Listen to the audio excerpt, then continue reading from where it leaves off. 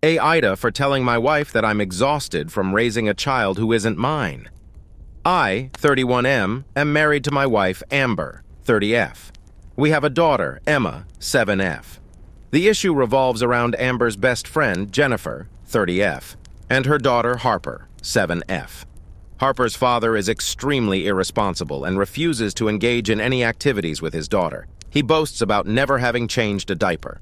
As a result, Jennifer and Harper often spend weekends at our house because Harper's dad is preoccupied with drinking and watching sports. I usually dedicate my Saturdays to spending time with Emma, as I don't get to see her as much during the week. However, with Harper being at our house every Saturday, anything I do with Emma includes Harper as well. Whether it's taking Emma to the zoo, teaching them both to ride bikes, taking them to dance class, or visiting the kids' salon, Harper is always with us. Mother's Day was the tipping point for me. That Saturday, I took both girls to dance class. Amber and I pay for both classes since Harper's dad refuses to, and on the way home, Emma asked if we could stop to buy something for Amber for Mother's Day. I agreed, but it ended up with me buying something for Harper to give to her mom as well. On the way home, I kept thinking about how it's Harper's dad's responsibility to buy Jennifer a Mother's Day gift, not mine. A few days later, because I didn't want to spoil Mother's Day, I told Amber that I am tired of essentially raising Harper and that her father needs to step up. I'm also frustrated that it's taking away from the time I get to spend with Emma. Amber responded that Jennifer is her best friend and that we need to be there for Harper. Now, Amber isn't speaking to me and is sleeping in the guest bedroom. So, AITA? To add some context based on common questions, Emma and Harper are best friends. It was my idea to spend Saturdays with Emma. I work more during the week, so I wanted to dedicate Saturdays to Emma and give my wife a bit of a break. We pay for Harper's dance classes because Jennifer's husband thinks it's a waste of money and Jennifer can't afford it on her own. Jennifer and Harper do activities with Amber and Emma once or twice during the weeknights. Comments: where's Harper's mom in all this? Oop. While we were just spending time at our place, Harper began joining us because I thought it would be unfair to include her friend without inviting her. Initially, this didn't happen all the time, as it does now. Your wife likely enjoys spending child-free time with her friend every weekend. If your wife doesn't agree to having friend-free days, perhaps the moms should start attending the outings, too. I don't understand why Harper's mom isn't at least responsible for driving the kids to dance, especially since you cover the costs, etc. Oop. Our house is on the way to the dance studio, so she stops here first. I also enjoy going to the dance studio. It's quite fun being the only dad there. After class, we have a routine. We go to the local bakery and get a croissant and a smoothie for breakfast. Are the gifts and the money you spend on her being reciprocated? Oh, oop. The short answer is no. To elaborate, my wife Amber and I earn significantly more than Jennifer and her husband. Jennifer's husband is not willing to spend money on their child, and Jennifer is unable to pay us back. Therefore, I am aware that any money I spend on her child is essentially a loss. After 7 years, we have set a precedent, and Harper will not understand if we suddenly stop providing support. It is puzzling that it took us 7 years to recognize this as an issue. Oop, I understand your point, but this situation has developed gradually over the past 7 years. One reason is that she spends more time here now than she did when she was younger. Additionally, as Emma has grown older, we engage in more complex activities. When they were 3, we simply went to the playground down the street. Now, we take trips to the science center. You definitely need to have a conversation with this irresponsible father, if for no other reason than to express your thoughts about him. Oop, I would, but he is not the type for civil discourse. He is more of the aggressive alpha male type who prefers to resort to physical intimidation. Why are you the one paying for her dance classes? Why can't either of Harper's parents handle that responsibility? OOP. I pay for the classes because Emma wanted Harper to be in the class with her. Harper's father has the attitude that his money is solely his, while Jennifer's money is considered shared between them. He does not want to spend money on the classes. Update 1. Many people have asked for an update on the situation, and I apologize for the delay. It's been a hectic few weeks. As for the update, Amber and I are fine. Her reaction stemmed from my poor word choices, poor communication from both of us, and some things I was unaware of at the time. Here's the short version. Things at home were much worse for Jennifer than I realized, and my wife had only recently discovered the extent of the problems. Mother's Day was the final straw for Jennifer. She grew up in a family that believed in staying together for the kids. When Harper came to me for a gift, Jennifer realized her daughter did not see her biological father as a parent, prompting her to decide it was time to leave. Jennifer approached my wife for help because she had no family in the area and lacked the financial resources to leave on her own. The night my wife planned to ask if we could help Jennifer, I told her I was tired of raising someone else's child. This caused my wife's reaction. The Saturday after our initial argument, Jennifer didn't come over, and Emma went to her grandparents. My wife and I had a long discussion about what was going on, and that's when I learned about Jennifer's situation. We decided that Jennifer and Harper could stay with us for the time being. My issue was never with Jennifer and Harper. It was that I had to take over for the deadbeat father. When we told Emma about this, she was very happy that her friend would be staying with us. We had a conversation with her, ensuring she knows she can have time with either parent without Harper if she wants, and that we don't want her to feel left out of anything. Last weekend, with the help of a U-Haul and some friends, we moved all of Jennifer and Harper's belongings into our house. Fortunately, we have a 4-bedroom house, so everyone gets a bedroom. The downside is that my wife's office was moved to the basement. Wish me luck. We'll see how this goes. Update 2. It's been almost a year since my last update, and with Mother's Day approaching, I thought I'd share an update and address some of the questions I've received. Jen and Harper are still living with us.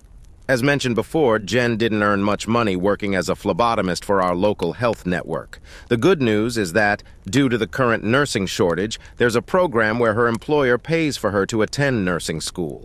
She started this program at the end of August. However, the program lasts 18 months and only allows her to work 20 hours a week while she's enrolled. The plan is for Jen to move out once she graduates, which should be next May. The divorce with her ex-husband, whom I've referred to as deadbeat, is still ongoing. Upon learning he would have to pay child support, he resorted to every dirty trick he could think of.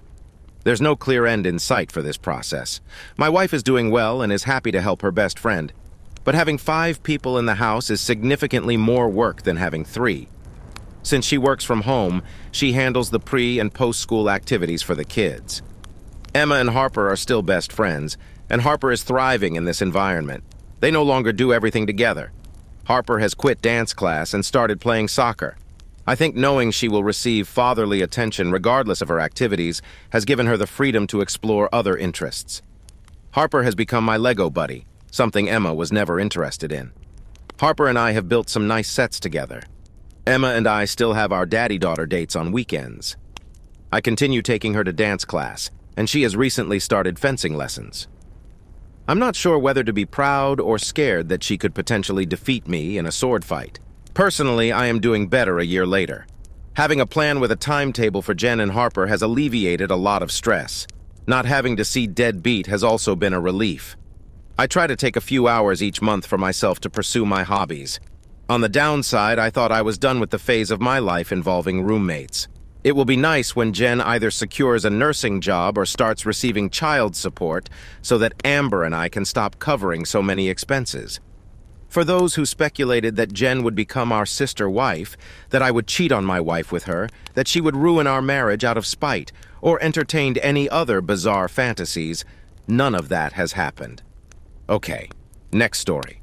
My son pressed harassment charges against my husband and me for insisting he attend college. Last year, my son and I relocated to the United States. Having been a single mother for 16 years prior, I diligently saved money to ensure my son could attend college, as education held significant importance in our homeland. Upon marrying my husband, we made the move together. Settling in a small town, my son quickly made new acquaintances, though I found their influence lacking compared to the polite and academically driven peers we were accustomed to back home. These new friends mocked my son's passion for books and aspirations of pursuing higher education. In anticipation of his high school graduation, my husband and I took him to visit several universities across the state, allowing him to explore his options. Following his graduation, I disclosed that I had saved approximately $20,000 for his college expenses. However, he expressed concern that this amount wouldn't cover the increasingly expensive tuition fees. I proposed the idea of attending a nearby community college while living at home to save money, to which he agreed.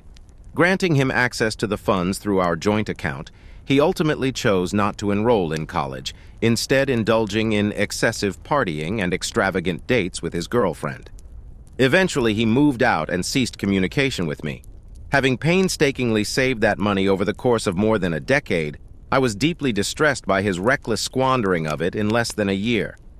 My husband and I confronted him at his residence, urging him to repay the funds, emphasizing that they were intended specifically for his education, not frivolous spending. However, he escalated the situation by involving law enforcement, alleging harassment. Despite our composed demeanor during the interaction, the police suggested he could pursue a restraining order if he felt further harassed. Comparing this treatment to the cultural norms of our homeland, where such disrespect toward a parent would be considered unforgivable, I found myself grappling with the stark contrast in societal values. Despite this, my sister-in-law asserted that I was at fault for confronting him, and that as a joint account holder, the money was his to utilize as he saw fit. This conflicting perspective leaves me questioning whether my actions were indeed misguided. Edit. Some individuals have expressed disapproval towards me after I mentioned the idea of throwing my flip-flop at my son, although I want to clarify that I have never resorted to physical violence towards him, whether with my hands or with footwear. However, given the gravity of his actions, intrusive thoughts have crossed my mind, albeit I assure you I would never act upon them. It's unsettling to think that if he were to involve the authorities simply because I wished to converse with him, what might his reaction be if I were to act on those thoughts and throw my flip-flop at him? Our relationship was much stronger before he relocated to the U.S. He understood the challenges I faced as a single mother, and he consistently offered his assistance around the house. I maintained a lenient approach towards his social life, allowing him the freedom to spend time with friends whenever he wished. Moreover, he welcomed the presence of a father figure in his life, and my husband made earnest efforts to integrate him into our family dynamic. Comments. Commenter. The takeaway is to never grant someone access to your funds unless you're prepared for the possibility of them absconding with it. UOP. Before relocating here, he embodied the essence of a good-natured boy. I harbored the belief that he understood the extent of my challenges and the sacrifices I made to secure our financial stability. My hope was that he would remain steadfast and never inflict such betrayal upon me. Commenter. In all honesty, many parents underestimate the complexity of their children, often overlooking the fact that their perception of them is just one facet of their multidimensional selves. It's crucial to recognize that beneath the surface, they possess various layers that can shape their identities differently. Regrettably, your son seems to have gravitated towards companions of questionable character, and as a result, he now bears the consequences of his choices. Given the circumstances, it might be prudent to reconsider extending financial assistance for his university education and allowing him to take responsibility for his actions. Additionally, it's essential to open a dialogue about any concerns regarding potential substance abuse, as this could be a contributing factor to his recent behavior. Commenter. The funds have been depleted. As he held a joint account and was of legal age, there's little recourse but to cease financial assistance. It's time for him to navigate his finances independently. With his wealth depleted, it's probable that his social circle will disperse, no longer benefiting from his affluent lifestyle. Commenter. Her major flaw lies in her tendency to procrastinate until the situation has deteriorated beyond repair before taking action. Despite having joint access, she failed to intervene in a timely manner, allowing the issue to escalate unchecked. Regrettably, her efforts to address the matter at this late stage are insufficient to rectify the damage that has already been done. Update, 12 days later. I haven't received any communication from my son, and I'm not anticipating any. However, his girlfriend's mother reached out to inquire if my home is still available to him. Curious, I inquired further, discovering that he hadn't contributed his share of last month's rent, leaving his girlfriend to cover it. I made it clear that his irresponsibility isn't my concern, and that, as an adult, he's no longer welcome in my home. In response, his girlfriend's mother questioned my maternal instincts, insinuating that my lack of assistance is why he left. At this point, her opinion holds little weight. Despite providing him with $20K, free accommodation, food, phone, car, gas money, and covering all utility bills and health insurance, my only request was for him to focus on his studies and earn at least an associate's degree to secure a decent job and achieve independence. To clarify why college is crucial, as an immigrant, there are specific expectations to prevent reliance on government aid. I want him to be a self-sufficient and productive member of society, potentially even securing citizenship by surpassing poverty income thresholds. Ultimately, my goal was to ensure he has the opportunity for a fulfilling life. For those questioning his desire for college, he pleaded with me to send him to college back in our home country, regardless of the circumstances. Update 2, 8 days later. Today, I received another call from my son's girlfriend's mother, who effectively passed the phone to my son to resolve things between us. I allowed him to express his thoughts freely. Here's a condensed version of his perspective. He felt neglected during his upbringing, as I couldn't afford luxuries like an Xbox, PlayStation, or iPhone while we lived in our home country. My income at the time was $1,000 per month, with 20% allocated to his college fund and the rest for our basic needs. Additionally, I financially supported my parents and struggled to make ends meet. Looking back, I'm amazed at how we managed. He felt insignificant because his clothes were hand-me-downs or inexpensive purchases from local markets. He perceived me as unsupportive compared to his friends' affluent parents, who provided lavish gifts and spared their children from financial worries. I lacked the generational wealth to offer such support. Although I imposed numerous household rules, such as washing dishes, maintaining cleanliness, and conserving energy, he resented the restrictions. Concerned for our safety, I insisted he return home by 11 p.m., especially since my husband often worked late. Despite having a part-time job, he disregarded my limits on credit card usage, prompting me to freeze the card upon his departure. When questioned about his actions, he opted to file charges, viewing it as an easier alternative to addressing our issues directly. He justified his spending as a form of self-healing, influenced by friends who believed I owed him a better upbringing. He suggested I should not have had children if I couldn't afford to provide for them adequately. His admission of leaving the door unlocked to stage a robbery left me emotionally shattered. Amidst tears, I expressed profound regret for his perceived deprivation due to my financial constraints. His dismissal of my remorse as guilt-tripping further strained our conversation. I refrained from yelling, but I persistently asked him to assist me in setting the table. Despite my efforts, I received no response, prompting me to raise my voice. He accuses me of being rude, yet this behavior is commonplace in my upbringing and among all mothers in our cultural context. Suddenly, he compares me to his mother's friends. In our culture, it's customary to enjoy freshly cooked food immediately. After a long day at work, I spend an hour cooking, and I expect him to at least help set the table and enjoy the meal while it's still warm. Frustrated, I hung up, feeling shattered. Is my expectation unreasonable? How do you like these stories? Write your opinion in the comments. Let's get 1,000 subscribers on this channel. Love you.